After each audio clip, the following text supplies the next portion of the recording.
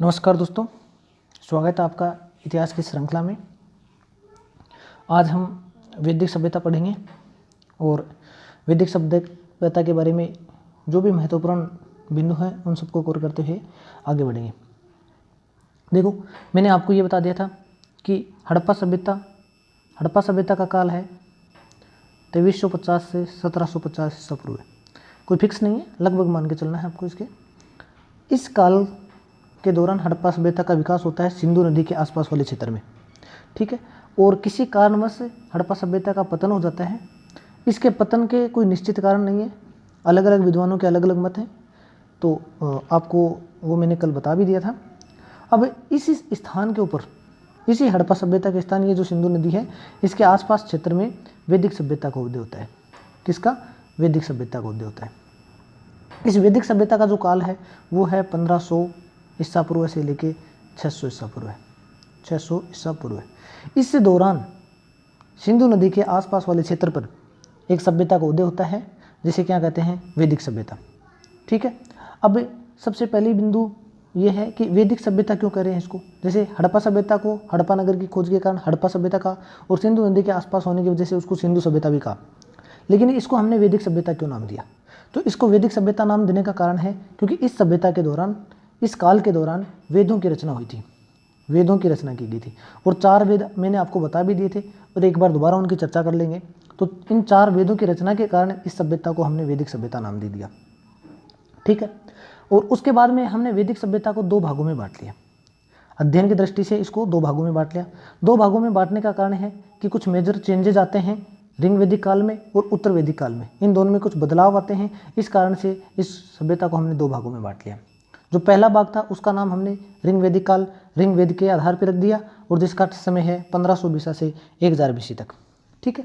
दूसरा जो काल है उसका नाम हमने उत्तर वैदिक काल रख दिया, इसका समय 1000 बीसी से 600 बीसी तक है। यहाँ तक अगर आपको क्लियर हो गया तो हम आगे बढ़ते हैं। आगे वाले बिंदु में हम चर्चा कर रहे हैं कि इस सभ्यता के अंदर जो निवासी थे, यहाँ रहने वाले लोग थे, वो कौन थे, यहाँ के निवासी कौन थे। तो यहाँ के जो निवासी थे वो थे आर्य। कौन थे? आर्य। और ये आर्य कहाँ से आए थे, यहाँ कहाँ से आए थे, इसके बारे में अलग अलग विद्वानों के अलग अलग मत हैं। जैसे कुछ इनको यूरेशिया से बताते हैं, आल्प्स पर्वत के आसपास का, और कुछ लोग इनको बताते हैं कि ये मध्य एशिया से आए थे। मध्य एशिया से आने वाला मत सबसे ज़्यादा स्वीकार्य है, और ये मत दिया था मैक्स मुलर ने।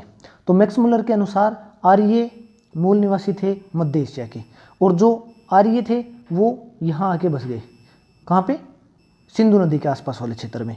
मध्य एशिया, जैसे ये मध्य एशिया है, यहाँ से एक आर्यों की पूर्वी शाखा चली, और वो यहाँ हमारे इंडिया में जो सिंधु नदी के आसपास का क्षेत्र है, ये वाला, यहाँ आके बस गई, और यहीं पे फिर वैदिक सभ्यता का उदय होता है, ठीक है। अब इसके अंदर आपको समझने वाली बात यह है कि आर्यों की जो सभ्यता थी, ये वैदिक सभ्यता थी, ये एक ग्रामीण सभ्यता थी। जिस प्रकार से हड़प्पा एक नगरीय सभ्यता थी, नगर में लोग रहते थे, उस प्रकार से आर्य लोग गाँवों में रहते थे। ये ग्रामीण सभ्यता थी, ठीक है। और ये सबसे पहले कहाँ आए थे? सर्वप्रथम पंजाब और अफगानिस्तान में सिंधु के आसपास वाले क्षेत्र में आए थे। सिंधु के आसपास वाले क्षेत्र में आए थे। इन आर्यों की जो भाषा थी वो संस्कृत भाषा थी। इनकी भाषा क्या थी? संस्कृत भाषा थी, ठीक है।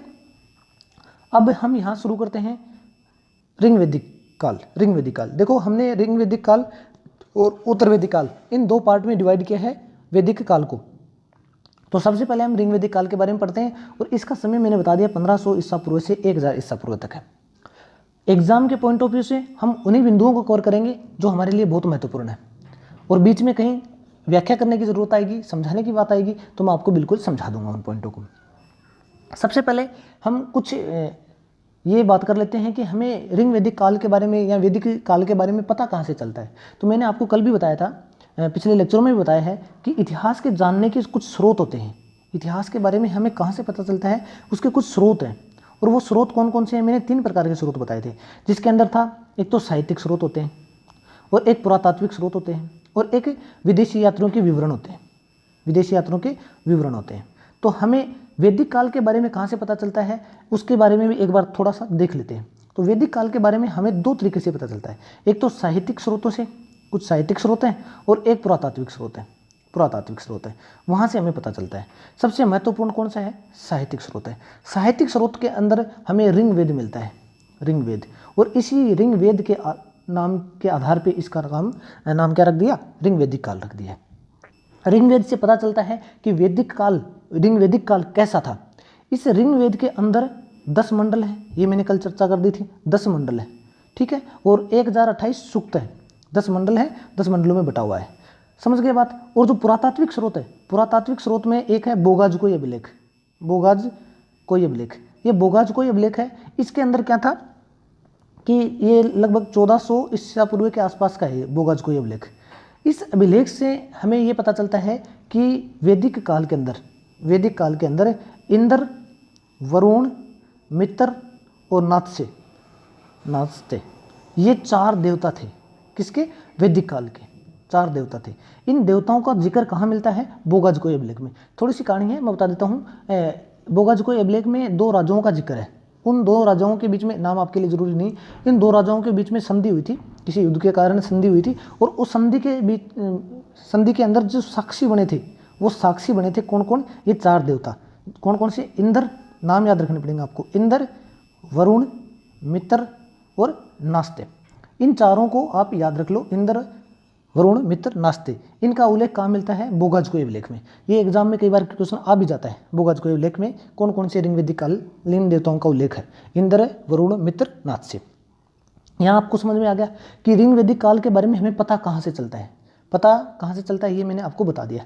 और थोड़ा सा मैं ऋग्वेदिक काल के अंदर ऋग्वेद के ऊपर फोकस डाल देता हूँ, थोड़ा सा डाल देता हूँ। वैसे इसकी चर्चा हमने पिछले लेक्चर में कर ली है, फिर भी एक बार मैं इसको थोड़ा सा दोबारा चर्चा कर देता हूँ, क्योंकि ऋग्वेदिक काल का नाम ही इस ऋग्वेद के आधार पर पड़ा है, तो इसके बारे में जानना आपको जरूरी है।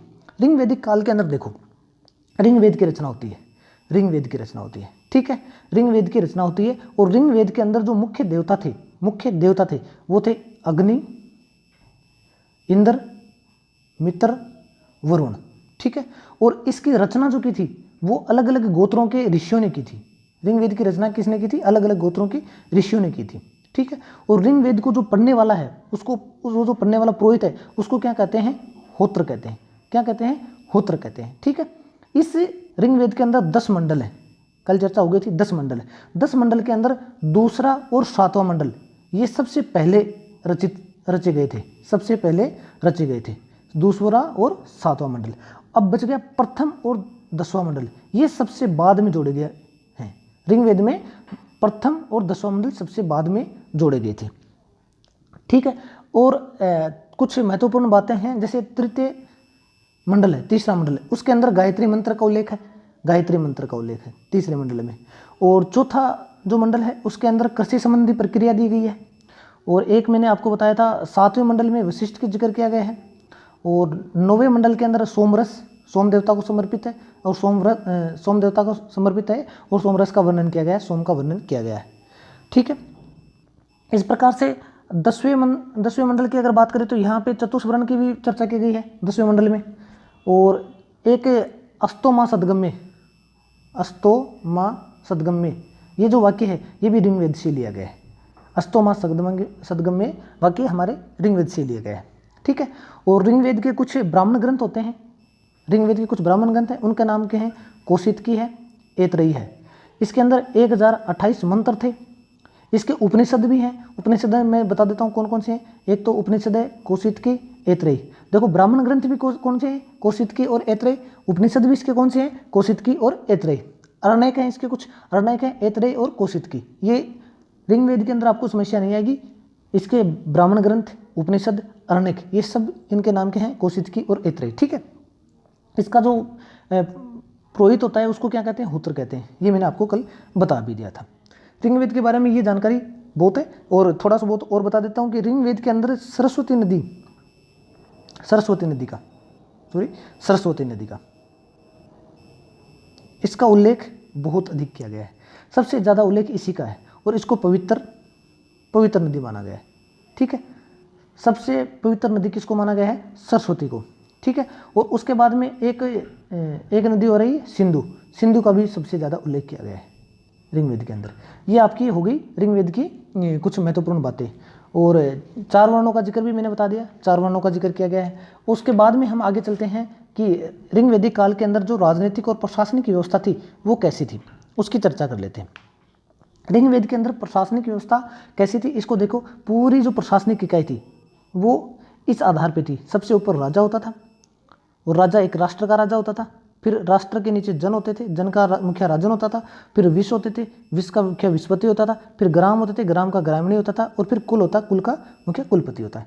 इसको थोड़ा सा ऐसे समझ लो, पूरा ऋग वैदिक काल के अंदर जो समाज था वो इस आधार पर बटा था। मान लो ये एक राष्ट्र है, राष्ट्र है। इस राष्ट्र का जो मुखिया था वो था राजा। राष्ट्र का मुखिया कौन था? राजा। पूरा राष्ट्र जनों में बटा हुआ था। जैसे मान लो ये जन हो गए, ये जन हो गए, इस प्रकार से जनों में बटा हुआ था। और इस जन का जो मुखिया होता था उसको कहते थे राजन। क्या कहते थे? राजन। अब हर जन के अंदर कुछ विष होते थे, जैसे ये विष हो गया, ये विष हो गया, इस जन में भी ये विष हो गया, ये विष हो गया, ऐसे इस प्रकार से विष थे। और जो विष का मुखिया होता था उसको बोलते थे विषपति। विषपति, ठीक है। विष का मुखिया कौन था? विषपति। अब मैं इस एक विष को ले लेता हूँ, इनको खत्म कर देता हूँ, मिटा देता हूँ एक बार। देखो, मान लो ये विष था, प्रत्येक जन के अंदर कुछ विष थे, उसके अंदर ये विष था। और विष के अंदर कुछ ग्राम होते थे, जैसे ये ग्राम हो गए। इस ग्राम का जो मुखिया होता था उसको कहते थे ग्रामणी। ग्रामणी, ग्राम के मुखिया को क्या कहते थे? ग्रामणी। ये वहाँ लिखा है। और इस ग्राम के अंदर कुछ कुल होते थे, लोग रहते थे, समुदाय, एक तरह से कुल को मान लो समुदाय था, लोगों का समुदाय था, उसको कुल बोलते थे। और उसका मुखिया होता था कुलपति। कुलपति, इसका मुखिया होता था कुलपति।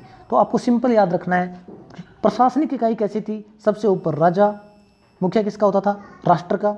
उसके बाद में राजन, ये मुखिया था जन का। उसके बाद विषपति, विश्व का मुखिया होता था। ग्रामणी, ग्राम का मुखिया। कुलपति, कुल का मुखिया होता था। और कुल के अंदर परिवार होते थे।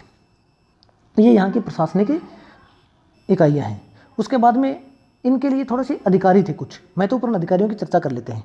जो मुख्य अधिकारी थे उसके अंदर एक धार्मिक अधिकारी होता था। उस धार्मिक अधिकारी को क्या कहते थे? पुरोहित कहते थे। धार्मिक अधिकारी का नाम क्या था? पुरोहित। तो ऋग वेद में 2 पुरोहितों की चर्चा की गई है। कौन कौन सा? एक तो वशिष्ठ की चर्चा की गई है, वशिष्ठ एक पुरोहित थे। और एक थी विश्वामित्र। कौन है? विश्वामित्र। जो वशिष्ठ थे वो एक रूढ़िवादी पुरोहित थे, और विश्वामित्र थे वो उदारवादी पुरोहित थे। उदारवादी पुरोहित थे, ठीक है। और गुप्तचर विभाग होता था। गुप्तचर विभाग, उसका जो अधिकारी था उसको स्पष्ट कहते थे। एक दुर्गपति होता था, दुर्गपति, उसको पूर्व कहते थे। चारागाह का अधिकारी होता, भूमि, जो गोचर भूमि होता था उसका अधिकारी होता था, उसको क्या कहते? वाजपति। ये बहुत महत्वपूर्ण है। चारागाह के अधिकारी को क्या कहते थे? वाजपति कहते थे। पुलिस या अपराधी पकड़ने वाला होता था उसको उग्र कहते थे। सूत, रथकार या कमादी आदि इसके जो होते थे उनको रत्नी कहते थे। रत्नी कितने थे? 12 थे, ठीक है। और सर्वाधिक महत्वपूर्ण जो पुरोहित और सैनिक थे, सबसे ज़्यादा इसी काल के अंदर सबसे ज़्यादा महत्वपूर्ण थे, उनको ये थे पुरोहित, जो धार्मिक अधिकारी थे उनको, और सैनिकों को, इनको सबसे ज़्यादा महत्व दिया गया था। और न्यायिक अधिकारी का यहाँ पे कोई उल्लेख नहीं किया गया है। न्यायिक अधिकारी का यहाँ कोई उल्लेख नहीं किया गया है, ठीक है। ये कुछ अधिकारी थे, आपको याद रखने। जैसे धार्मिक अधिकारी को पुरोहित कहते थे, और उसके बाद में दुर्गपति को पूर्व कहते थे, और यहाँ पे चारागाह के अधिकारी को वाजपति कहते थे। ये थोड़ी सी आपको ध्यान रख लेने हैं, जो मुख्य अधिकारी हैं उनको। आगे चलते हैं। अब कुछ यहाँ सभा और समितियाँ थी। अब ये जो सभा और समितियाँ हैं इनको आप थोड़ा सा ऐसे समझ लो कि सभा एक लोगों का समूह होती थी, और वर्तमान की इसको आप लोकसभा मान सकते हो। ये क्या है? शासन प्रशासन के लिए थी। जैसे राजा को कुछ कार्य करने के लिए इनसे सलाह मसूली करनी पड़ती थी, तो सभा और समितियाँ होती थी, ठीक है। और समिति को आप ये मान सकते हो कि ये वर्तमान की राज्यसभा के समान है, राज्यसभा के समान। इसके अंदर जो विद्वान लोग होते थे ना वो बैठते थे, और सभा के अंदर आम लोग होते थे। तो ये करती क्या थी? सभा और समितियाँ करती क्या थी? राजा को सलाह देने वाली संस्था थी, ठीक है। सभा श्रेष्ठ लोगों की संस्था थी, इसमें श्रेष्ठ लोग होते थे। और समिति में सामान्य लोगों की, समिति में सामान्य लोग होते थे, ठीक है। अब उसके बाद में आगे देखो, अध्यक्ष इसका जो होता था वो ईशान होता था, ईशान। और स्त्रियां वो सभा और समिति में भाग ले सकती थी। स्त्रियों को सभा और समिति में भाग लेने का अधिकार होता था। राजा को सलाह देने वाली संस्था है सभा और समिति। सभा के अंदर श्रेष्ठ लोग होते थे, समिति में सामान्य लोग होते थे, और स्त्रियां सभा और समिति में भाग ले सकती थी, उनको ये अधिकार था, ठीक है। और स्त्रियों का प्रवेश इसमें संभव था, मतलब ये है। आगे चलते हैं थोड़ा सा और। युद्ध की बात करें तो देखो, इस समय युद्ध होते थे। युद्ध किस लिए होते थे? युद्ध के लिए जो नाम था वो तो था गविष्टि शब्द का प्रयोग किया गया है। युद्ध होते किस लिए थे? गायों के लिए। गायों की खोज के लिए युद्ध होते थे। गाय को यहाँ श्रेष्ठ माना गया था, गाय के लिए ही युद्ध होते थे, सबसे महत्वपूर्ण गाय थी। एक दशराज्य युद्ध का चक्र मिलता है यहाँ पे, दशराज्य युद्ध में क्या होता है कि पुरुषनी यहाँ रावी नदी का ही नाम है, पुरुषनी नदी के तट पर सुदास था एक भारत नामक समुदाय और 10 जन थे, उनके मध्य एक युद्ध हुआ था। इसका मतलब ये मानो आप दशराज्य युद्ध हुआ किस किस के बीच में? सुदास के बीच में और 10 जन और थे इनके राजाओं के बीच में, 10 जन और थे इनके बीच में हुआ था। ठीक है, ये सुदास भारत नामक समुदाय का राजा था, इसके बीच में और 10 जन और थे, इनके बीच में युद्ध होता है और इस युद्ध के अंदर ये जो सुदास है ये जीत जाता है। इस युद्ध को दशराज्य युद्ध कहा गया था। इसकी जानकारी हमें कहाँ से मिलती है? ऋग्वेद के 7वें मंडल से मिलती है। कहाँ से मिलती है? ऋग्वेद के 7वें मंडल से मिलती है। ठीक है, उसके बाद में और थोड़ी सी जानकारी लेते हैं इसकी सामाजिक जानकारी के बारे में। सामाजिक जानकारी देखें तो वर्ण व्यवस्था कैसी थी ये देखते हैं। ऋग्वेद के 10वें मंडल में वर्णित की पुरुष सूक्त है, मंडल में वर्णित पुरुष सूक्त है। पुरुष सूक्त में क्या गया है? 4 वर्ण बटे हुए थे, समाज 4 वर्णों में था, ब्राह्मण, क्षत्रिय, वैश्य, शूद्र, 4 वर्णों में बटा हुआ था। देखो ऋग्वेदिक काल के आरंभ के अंदर ब्राह्मण, क्षत्रिय, वैश्य 3 वर्ण थे। लास्ट में ऋग्वेद के अंतिम चरण में शूद्र भी आ गए थे। ठीक है, और इनका जो आधार था वो कार्य था, मतलब कार्य के आधार पे वर्ण व्यवस्था थी, न कि जन्म के आधार पे। आगे जाके ये जन्म आधारित हो जाएगी, ये हम जब उत्तर वैदिक काल पढ़ेंगे उस समय पढ़ लेंगे, जो भी समस्याएं पैदा होती हैं और क्या बदलाव आते हैं, इस कारण से हमने उसको उत्तर वैदिक नाम दिया, ये हम आगे पढ़ लेंगे। ये जो समाज था ऋग्वेदिक काल, ये कौन सा था? पितृसत्तात्मक समाज था। जैसे हड़प्पा सभ्यता के अंदर मातृसत्तात्मक समाज था, यहाँ पितृसत्तात्मक समाज था। ठीक है, हालांकि स्त्रियों की स्थिति बेहतर थी। कब? ऋग्वेदिक काल के अंदर स्त्रियां अच्छी स्थिति में थी और उनको शिक्षा का अधिकार था, स्त्रियों को शिक्षा का अधिकार था। और कुछ विद्वान या फिर कुछ विदुषी महिलाएं भी थी, जैसे लोपामुद्रा, घोषा, सिकता, अपाला, विश्वास जैसी विदुषी स्त्रियां थी। ठीक है, ये शिक्षा का अधिकार था, महिलाओं को बाल विवाह और प्रथा प्रथा नहीं थी इस समय। कब? ऋग्वेदिक काल के अंदर बाल विवाह नहीं होता था, प्रथा प्रथा भी नहीं थी। स्त्रियों को पति के साथ यज्ञ में भागीदारी थी, पति के साथ यज्ञ में भाग ले सकती थी। वो विधवा स्त्री को देवर से विवाह कर सकती थी, मतलब देवर से विवाह कर सकती थी, उसको ये अधिकार था। इसको बोलते हैं नियोग प्रथा। इसका मतलब नियोग प्रथा का प्रचलन था यहाँ पे। अमाजू, ये जीवन भर अविवाहित रहने वाली स्त्री थी। इसका मतलब स्त्रियों को अविवाहित रहने का भी अधिकार था। आज के समाज में अविवाहित रहने का अधिकार नहीं है। पुरुष अविवाहित रह सकता है, लेकिन स्त्री अगर अविवाहित रह जाती है तो उसके ऊपर न जाने कितने प्रकार की फक्तियाँ कसी जाती है। तो इस समय ऋग्वेदिक काल में महिलाएं भी अविवाहित रह सकती थी और उसको अमाजू कहा जाता था। क्या कहते थे? उसको अमाजू कहा जाता था। ठीक है, आगे चलें, थोड़ा सा और धर्म की बात करें तो ऋग्वेदिक काल के अंदर जो सबसे प्रिय देवता थे वो कौन से थे? इंद्र थे। सबसे प्रिय देवता इंद्र थे। अग्नि थी, उसको भी दूसरा स्थान पे महत्व दिया गया था। मनुष्य और देवता के मध्य ये मध्यस्थ का काम करती थी। अग्नि क्या करती थी?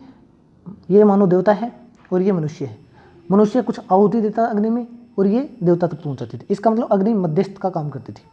ठीक है, उसके बाद में पवित्र जो पशु है वो था गाय को क्या कहा गया था? अंधा, न मारे जाने योग्य पशु था गाय। गाय के लिए ही युद्ध होते थे और गाय को सबसे पवित्र पशु माना गया था। ठीक है, पवित्र जो नदी है वो है सरस्वती। सबसे पवित्र नदी किसको माना गया है? सरस्वती को। और गायत्री मंत्र सावित्री नामक देवता को संबोधित है। ये जो गायत्री मंत्र मिला है वो ऋग्वेद में मिला है, ये सावित्री नामक देवता को संबोधित है, जिसका संबंध ऋग्वेद से ही है, क्योंकि ऋग्वेद में ही मिला था। लोगों को आर्य बनाने के लिए विश्वामित्र ने गायत्री मंत्र की रचना की थी। अब गायत्री मंत्र की रचना क्यों की थी? कि जो लोग आर्य नहीं थे उनको आर्य बनाने के लिए गायत्री मंत्र की रचना की गई थी। किसने की थी? विश्वामित्र ने की थी। किसने की थी? विश्वामित्र ने की थी। ठीक है, अब थोड़ा और आगे चलते हैं। देखो, ऋग्वेदिक कालीन कुछ देवता हैं जो मुख्य देवता हैं, उनकी एक बार हम चर्चा कर लेते हैं। इंद्र थे, युद्ध का नेता और वर्षा का देवता कहते थे। इंद्र को युद्ध का और वर्षा का देवता कहते थे। अग्नि थी, अग्नि को देवता और मनुष्य के बीच मध्यस्थ का काम करने वाला कहते थे। वरुण थे, उसको पृथ्वी और सूर्य के निर्माता, समुद्र का देवता, विश्व के नियामक और शासक, सत्य का प्रतीक, ऋतु परिवर्तन और दिन रात का कर्ता बताते हैं। ठीक है, ध्रुव था आकाश का देवता, सबसे प्राचीन है। सोम को वनस्पति के देवता कहते थे, उषा को प्रगति और उत्थान के देवता कहते थे, अश्विन को विपत्तियों को हरने वाला देवता कहते थे, पुष्ण पशुओं के देवता होते थे और विष्णु विश्व के संरक्षक और पालनकर्ता मानते थे, मरुत आंधी और तूफान के देवता थे। देखो ये आपको याद रखने पड़ेंगे क्योंकि एग्जाम में पूछे जा सकते हैं कई बार। इंद्र किससे संबंधित है? वर्षा के देवता थे। अग्नि मध्यस्थ, वरुण सूर्य के निर्माता, दो आकाश के, सोम वनस्पतियों के देवता। ये महत्वपूर्ण कौन सा है? इंद्र को देख लेना, अग्नि को देखना, सोम को देख लेना, वनस्पतियों के देवता थे। और उसके बाद में ये मरुत है, आंधी तूफान के देवता थे, पुष्ण पशुओं के देवता थे, ठीक है, उषा प्रगति उत्थान के देवता है। ये तो आप याद कर ही लेना। और आगे चलें तो जीवन शैली की बात करेंगे हम। यहाँ जीवन शैली कैसी थी ऋग वैदिक काल के अंदर? जीवन शैली कैसी थी लोगों की? मनोरंजन के लिए संगीत और रथ दौड़ और घुड़दौड़ का उपयोग करते थे। मनोरंजन करने के लिए संगीत, रथ दौड़, घुड़दौड़ का उपयोग करते थे। इसका प्रिय जो पशु था वो था घोड़ा। घोड़ा इसका प्रिय पशु था। मुख्य पेय पदार्थ कौन सा है यहाँ? सोमरस। वनस्पतियों से निर्मित होता सोमरस, एक तरह से इसको क्या कह सकते हैं? एनर्जी ड्रिंक कह सकते हैं अपन, ठीक है। और वस्त्र 3 प्रकार के, बांस, अधिवास और उसनीय, ये 3 प्रकार के वस्त्र थे। अंदर पहने वाले वस्त्र थे नीवी, ठीक है। ये आपके यहाँ सामान्य जीवन शैली की बात होगी। और उसके बाद में हम आगे चलते हैं, थोड़ा सा अन्य जानकारी की चर्चा कर लेते हैं। ऋग वैदिक काल के अंदर अन्य जानकारी हमें क्या क्या मिलती है? मुख्य व्यवसाय क्या था इन लोगों का? पशुपालन और कृषि। मुख्य व्यवसाय पशुपालन और फिर कृषि। धातु इस समय कौन कौन सी थी? लोह। लोह के लिए श्यामेश का नाम प्रचलित है। लोह को हम इस यहाँ श्यामेश कहा गया है, आर्यों ने खोजा था ये। और तांबा को लोहित एस कहते हैं, ठीक है। तांबा को एस के यहाँ लोहित एस कहते हैं। ये 2 धातु थी, लोह और तांबा। आदान प्रदान का माध्यम यहाँ वस्तु विनिमय प्रणाली चलती थी। आदान प्रदान करने के लिए वस्तु विनिमय प्रणाली थी। और पणी थी। पणी व्यापारी हेतु दूर दूर तक जाने वाला व्यक्ति था। पणी किसको? एक व्यापारी था, वो व्यापार के लिए दूर दूर जाने वाला व्यक्ति, उसको पणी कहा गया था। Bank note खुदखोरी। खुदखोरी ब्याज पर ऋण देने वाला होता था, ठीक है। ये मतलब सूदखोरी कहते थे, जो ब्याज पर ऋण देता था, मतलब ब्याज लेकर पैसे उधार देता था, उसको सूदखोर कहते थे। अब ऋग वैदिक काल के अंदर कुछ नदियाँ वगैरह हैं, उनकी चर्चा करते हैं हम। देखो सबसे पवित्र और महत्वपूर्ण नदी कौन सी थी? सरस्वती। सबसे पवित्र और महत्वपूर्ण नदी सरस्वती थी। और सर्वाधिक उल्लेख जिस नदी का मिला है वो सिंधु है। देखो मैंने पहले एक शायद बोल दिया होगा कि सरस्वती नदी का सबसे ज़्यादा उल्लेख मिला है। सबसे ज़्यादा पवित्र नदी है सरस्वती, और सबसे ज़्यादा उल्लेख मिला है, सबसे ज़्यादा महत्वपूर्ण नदी है वो है सिंधु। सबसे ज़्यादा इसी का उल्लेख मिला है, ठीक है। उल्लेख ज़्यादा है तो महत्वपूर्ण यही होगी। गंगा 1 बार और यमुना 3 बार उल्लेखित है। गंगा का 1 बार और यमुना का 3 बार उल्लेख किया गया है ऋग्वेद में। और बाकी और कुछ नदियां हैं, उनके प्राचीनतम नाम और आधुनिक नाम क्या क्या हैं एक बार देख लेते हैं। कुब्र का कुरुम, कुब्बा काबुल, ठीक है। वित्सता झेलम। झेलम का नाम क्या था? वित्सता। आस्किनी चिनाब है। पुरुषनी रावी नदी। सतुद्री सतलज। विपाशा व्यास है। सदानीरा गंडक है। द्रष्टि घग्गर है। गोमती गोमल है। और सुवस्तु स्वात है। ये इनके नदियों के पुराने नाम हैं। आप ज़्यादा भी नहीं है तो जैसे झेलम का वित्सता था, याद रखना। और रावी का पुरुषनी था। सतुद्री सतलज का था। विपाशा व्यास का था। और द्रष्टि घग्गर का था। गोमती गोमल का। ये नाम तो आप थोड़े याद रख ही लेना। इस प्रकार से हमारा ये हो जाता है, ऋग वैदिक काल कंप्लीट हो जाता है। और हम अभी उत्तर वैदिक काल की चर्चा करेंगे। ऋग वैदिक काल हमने कंप्लीट कर लिया है, उत्तर वैदिक काल की चर्चा करते हैं। अब इसके अंदर जो भी बताया है उनको आप थोड़ा सा ध्यान में रख लेना। और अगर कुछ नहीं समझ में आ रहा है तो दोबारा एक बार वीडियो को दोबारा देख लेना। बार बार रिवीजन करने में आपको आसानी रहेगी, इसलिए हमारी स्पीड भी थोड़ी तेज़ है, लेकिन आप 2-3 बार वीडियो अगर देखोगे तो सब कुछ क्लियर होता जाएगा। अब हम आगे चलते हैं उत्तर वैदिक काल के अंदर। उत्तर वैदिक काल के अंदर देखो, उत्तर वैदिक काल का जो समय है, उत्तर वैदिक काल का जो समय है वो है, एक मिनट, उत्तर वैदिक काल का जो समय है वो 1000 BC से 600 BC तक है। 1000 BC से 600 BC तक है। उत्तर वैदिक काल में इंद्र के स्थान पर प्रजापति सर्वाधिक प्रिय देवता हो गए थे। एक बार थोड़ा सा मैं इसके लिए ये बता देता हूँ। देखो होता क्या है, ऋग वैदिक काल के अंदर जैसे ये आपका सिंपल सा बनाता हूँ, थोड़ा सा इस टाइप से ही बनेगा।